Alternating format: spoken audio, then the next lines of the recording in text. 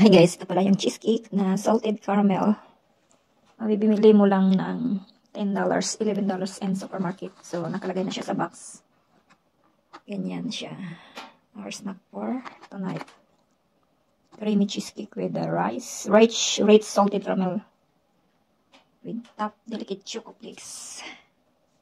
Okay. So, ganito po sa loob niya. Wow. Cheesecake, salted caramel.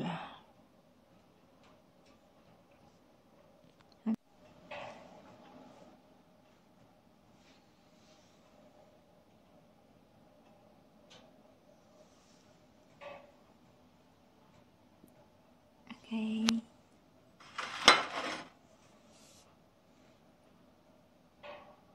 Sarap ng caramel.